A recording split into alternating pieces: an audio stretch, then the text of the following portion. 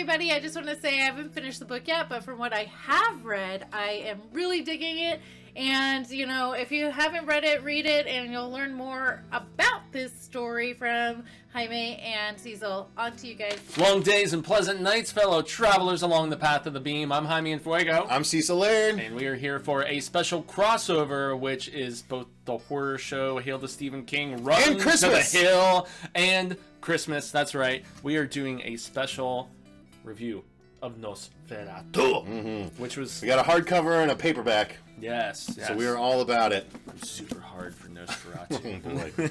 You are, though. You are. You really awesome. enjoyed it. I really enjoyed it. And obviously, as you saw just now, so is Marsha Parker. So far, I can't wait to get her final thoughts on it. But yeah, this is really the culmination, in my opinion, of all the skill that Joe Hill was building, you know, with his first couple releases being 20th Century Ghosts, all the short stories, and then starting his work in comics with Lock and Key, and then doing Heart-Shaped Box, which you reviewed with me. I know you haven't read Horns, but you've seen the film, which is actually a pretty accurate adaptation. It doesn't really deviate too much, and yeah, but this...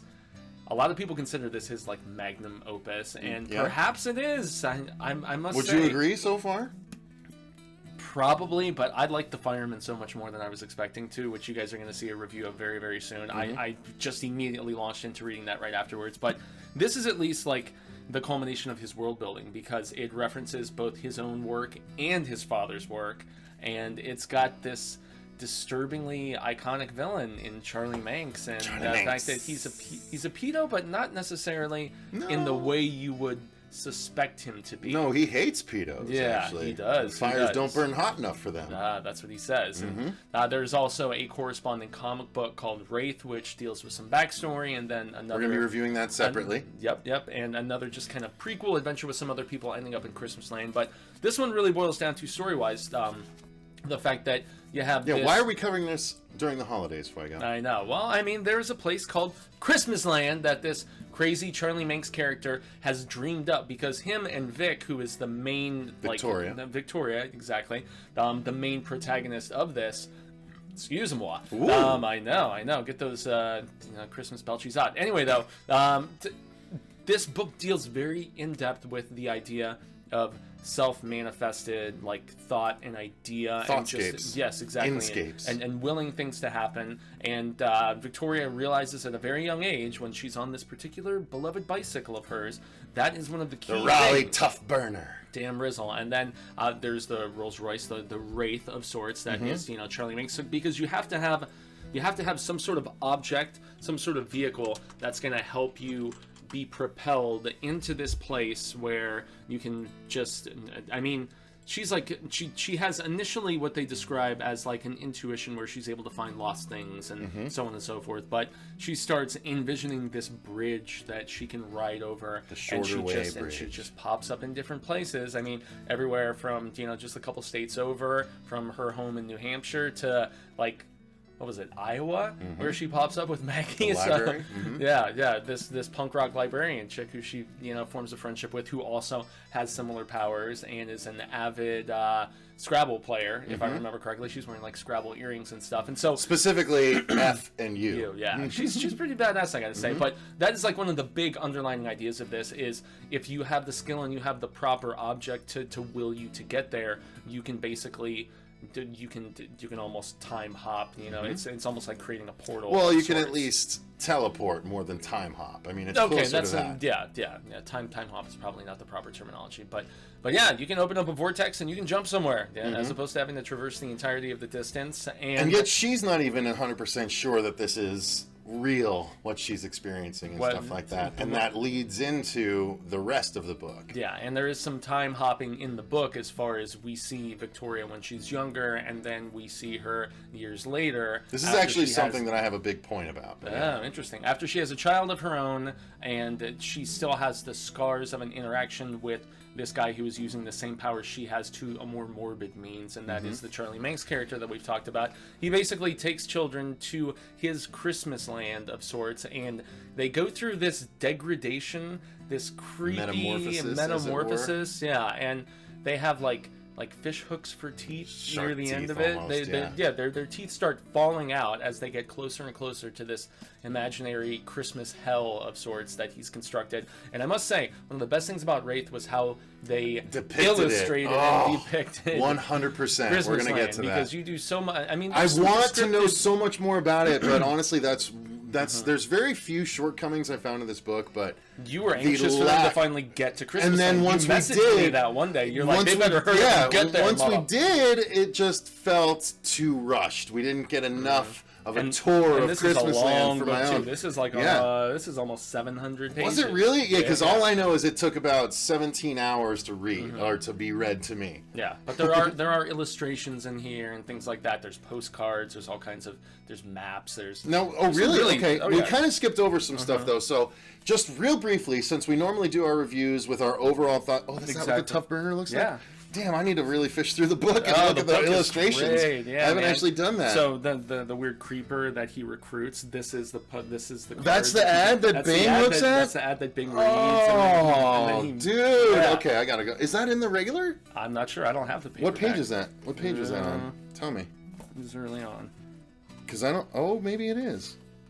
Okay, yeah, it should be in there. If you have the postcard that the Manx Million family. Manx. None of this was in the because all I did was do the audiobook. audiobook. All was listen to it, which was read by Kate Mulgrew. I also Kate Mulgrew, who, by the way, read I've it got and right I listened here. to it, which I always like to do with both the Cy King stuff and the Joe Hill stuff.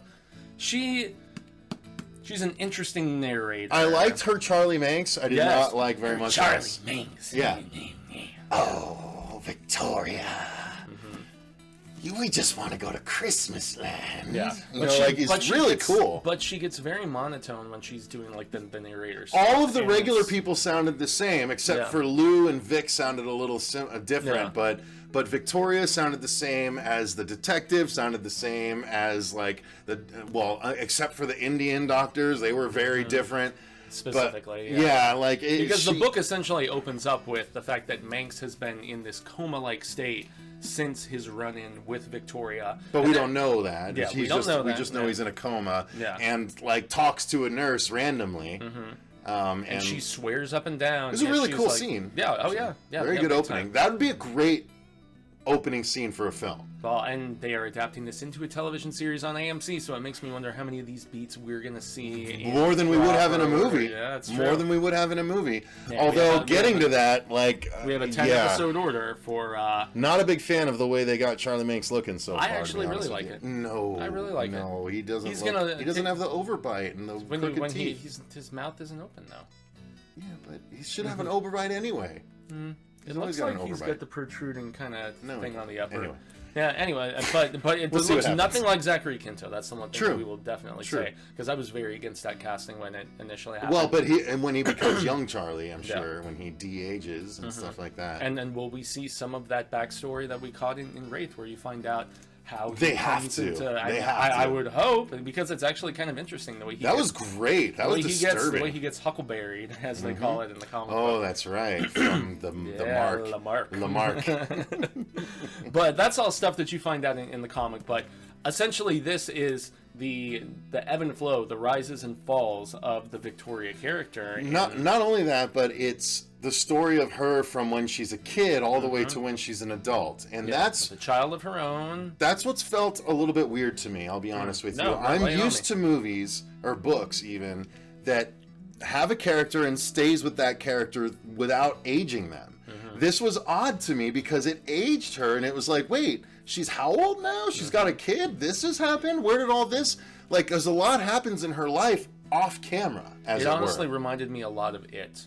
In that regard. I haven't read all in of that it, regard, so. And the fact that you see these characters as kids, and then you jump forward, and they've experienced so much in the time between. And I don't necessarily think it's a good thing. It's something did it like incrementally, because it was young her, and then it was her first experience with Manx and Lou, and then it's again another jump after that. So it wasn't just like 1 and 2 the way it was. I just felt, if anything, it meandered with her personal problems, but you needed them there to make her character more compelling, because she's a very flawed character. Oh, she yeah. really, really is. She is not. Well, he prides himself on that, though. He says. Does. No, yeah. The fact he that thinks she's not undeniably likable. Perfect. You know? Yeah, he's like, main characters have to have flaws.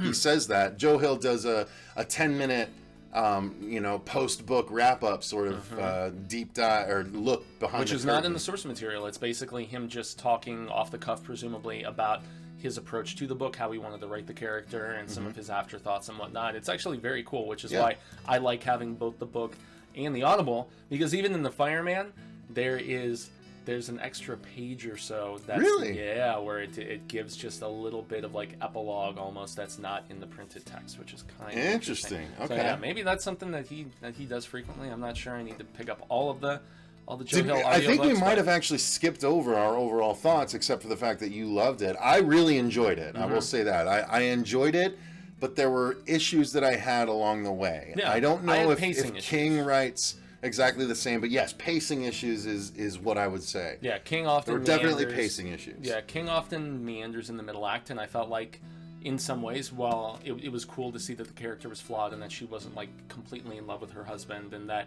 she even had like... That was such a bummer. I felt for Luke Harmon. Yeah. I really identified with the guy. She's wanting to go bang chicks and like just run away and all this different stuff. She's got all of these weird urges, and then she's drinking hardcore. She's got her children's books, which are interesting, that she's putting together. But the reason she's doing it is to distract from the fact that she's getting calls from Christmas Land, and those she thinks she's going crazy. Chillins. Yeah, because she has at this point made herself believe that what did you do to our daddy? but she's made herself believe that incident completely never is even insane. happened. Yeah, she imagined the entirety of it, and so that's where if I'm going to point to just one character that I did find intriguing, but a little by the beat of stuff from his father, especially, is the character of Bing, I believe his name was, the guy who was recruited, and his little droogie. Although I liked when he kind of took him on the tour towards Christmas Land and everything, and he saw the face in the moon and all this. Mr. Manx. No, he never got to Christmas Land. Well, he never quite got there, but he said that he was when he was on the journey there, and the things that he saw on the face in the moon and all that. But the face in the moon is dope, and it's done tremendously. So good. I can't wait to talk about it. And it's here in. Oh, it is okay. Yeah. Oh well, it mentions as a crescent moon, so it's weird that that's not a crescent moon, because in the actual text it says it's a crescent moon. Oh yeah, like in the Wraith. Oh, I know, but every moon changes sizes and stuff. So True, fair enough. Maybe the face is always there, but fair. The thing that I had a problem with, but fair. Yeah, that's me making them. No I must say, he was good. He was indoctrinated with this belief, remember, about the fact that he was actually helping, that these children that him and Manx were going after had these, abusive parents that were terrible people, and yet he was willing to justify the horrible acts he was doing to these mothers and all these other stuff when Manx took the kids away. It was obvious, like, there was a detachment of logic.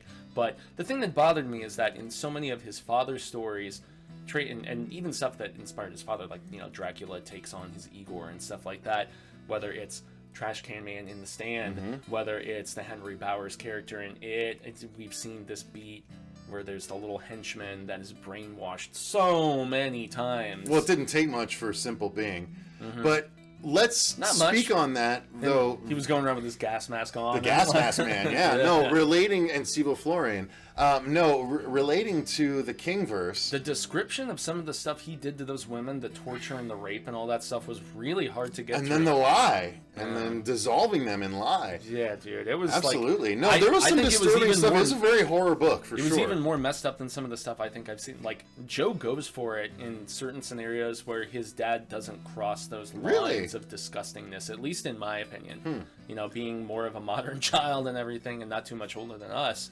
I mean, I don't know. He's very much a product of his generation and more desensitized, I would say. And so it lent to the style of the book, though, because it went places you're like, oh God, like, it's uncomfortable. You have to go there to make us uncomfortable now after all these years. And there were some instances where they did that to me on both the audiobook, maybe more so when it was being read to me than when I was sitting and reading it myself, because I did both. Now, I will say, as an outsider, again, overall I like the book, but I just had some issues with it. But there were a few very satisfying moments because there's so many times where I'm like, Vic, just explain yourself. Just explain yourself.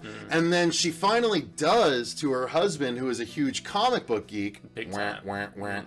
And like he's like, holy cow! Like he's He like, was listen, but he's all about it. Geeking out. He was all into the idea. He's of like, the power okay, I that she follow. has. You know, Yeah. he's like, a bridge appears, I get it, and Yeah. then like he gets to experience it, and it's And like she it's was so thinking- fulfilling to me as a reader. She was thinking that he was going to be like, you're crazy, but based on the stuff he was into, he was so all He was about it. all about it. He dude. was Yeah. totally me. Yeah. He was an even fatter me that liked motorcycles.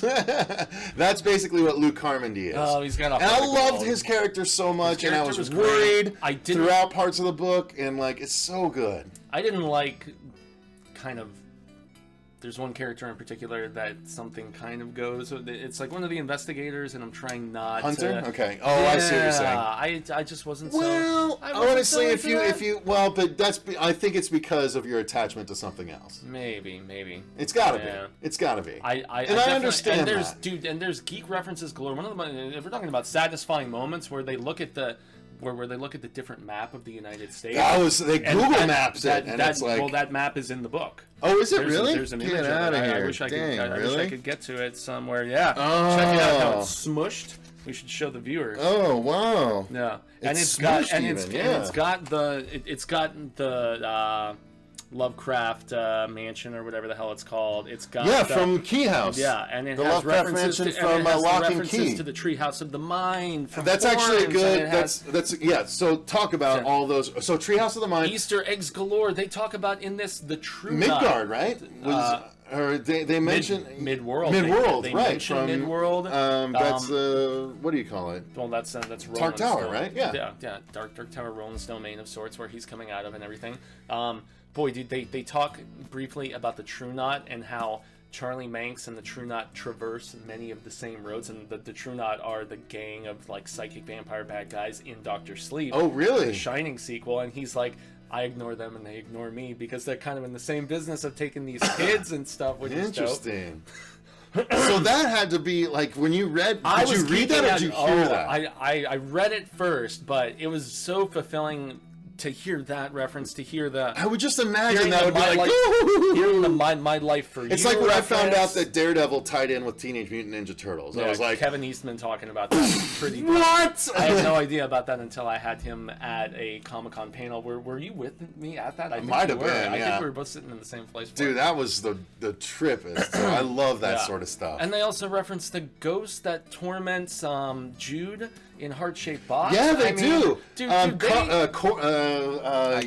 remember. it's like Cormac or something like that. Yeah, I can't recall the guy's name, but yeah. They so- mentioned that. He's so like he swears King- his spirit is attached to his suit, and I was like, that's Heart-Shaped Box. Yeah, Like, so King loved it. King family references are all over this, And his thing, own like, references. big time. Yeah, King family, him and his dad. okay, yeah. Yeah, like hardcore. In fact, man. Yeah, I know. I'm trying not to burp, dude. That's cool. But, Christmas. Yeah, it is. Beyond that, though, I have to say, in hindsight, especially after reading the Fireman, especially with the romantic affinity that I loved so much about Horns, with just how music centric, especially Heart-Shaped Box was. This was actually the first one that wasn't super music centric, at least in my estimation, even compared to the Fireman. But it's got so many other awesome references. This is a very geeky book in a lot of ways. But it's a little slow to get into at times. Again, the pacing is a little bit weird, but there's a lot of good payoff, and it's like if you hang with it, it's worth it. It's worth it. Yeah, I love the scene where her husband is sitting and he's talking about we're red coats or brown coats or whatever. And yeah, we're brown coats. They're talking Firefly. And the guy's like, I was like, oh yeah, he's a brown coat. Yeah. Yeah. And the doctor's like, what, are you going to go get married or something, you bunch of queers? And it's just so stupid that mentality still exists with people. But it is a little long. It is a little meandrous, but it's a really gross concept that I feel like is executed very well. The ending is not quite what I expected it to be, which it was a little quick. It was a little quick. I felt like we didn't get nearly enough Christmas Land. Yeah, this is not going, which is why we got way more in Wraith, which is what I loved about Wraith. Yeah, you actually got to see Scissors for the Drifter. Yeah, love that game. Oh boy! But there is some description. I mean, they're talking about like what eyeballs on the Christmas tree. Yeah, the Christmas tree setup, which is depicted in the book as well in Wraith, where it's past victims and stuff like that. Yeah. And I know it was what was it, a wall or something where they were all crucified on something. Past victims were all crucified and made into decorations. Yeah, there's some really nasty stuff described, but that is, as I said earlier, one of the most fulfilling things about Wraith is the fact that you spend, I think, 3 of the 5 or 6 issues or whatever in Christmas Land, and I can't say that I connected as particularly with the characters. But the Wraith itself, the way it's described, and the fact that the car, yes, the car, we got to talk about the car. Yeah, the car is another one part where I kind of feel like he borrowed some ideas from his father. It's got some Christine vibes. It's got some with the pocket dimension and everything. Well, just that seemed unique. Just the vehicle being alive and like of its own like thought and volition and everything, and so on and so forth. There is that one scene where the guy who's trying to restore it kind of comes to life on its own, and it's just driving by itself, and he's going to end up in an accident, and he has that young daughter who he was... Anyway, it's just interesting. There's so much, not only time jumping, but like, you know, like state jumping as well, because you jump from back east to Colorado to all of these different places, and so it is very much almost like a road story to a degree, and I guess since you're taking, you know, vortex to vortex jump into all these different places, we do eventually get back to Maggie all those years later. That's a scene that was tough. Tough a little bit, but and this is where we can't divulge anything. Yeah, interesting nonetheless. I don't know. It's one that I really enjoy, but can't say that I absolutely adore. Okay. Well, I thought you did though. I do. Until the Fireman. And I did until the. I think the Fireman is so hella underrated, especially after everybody criticized it so much. I went in and I really, really close to loved it. Whereas this is one that, you know, guys like, you know, Jacob and Mike and a few others have said it is the absolute best thing that Joe Hill has ever done. I'm still very close to that frame of thinking, but until I get through everything, including the lock and key, I don't know, I guess the verdict is out, but I really appreciated the hell out of it, and especially if you're into the idea of being festive around the horror days and all of that stuff. I mean, this is a damn good read, whether you look through it personally, there's great illustrations, as we said, or if you listen to the Kate Mulgrew audiobook like Cecil did. So, yeah, both are well worth your time, man. Absolutely. It is damn good. Sorry, the Fireman clouded my judgment a little bit. But, that's all right. I love the Fireman. Anyway. So if you guys have read NOS4A2, let us know in the comments down below if you're interested or not. I'd be curious to hear y'all's opinion. But it is being made into a series, so it is well worth your time. Other people have thought so. It had the graphic novel made as well. So yeah, Fuego's going to grab that. We're going to be reviewing that next. So that review will be going up later today if you're watching this on Christmas Eve morning. That review of the Wraith will be going up later today. But until then, thank you guys very much for watching. I've been Cecil Laird. Gracias, I've been Jaime in Fuego. And until next time, remember, stay scared. Woo.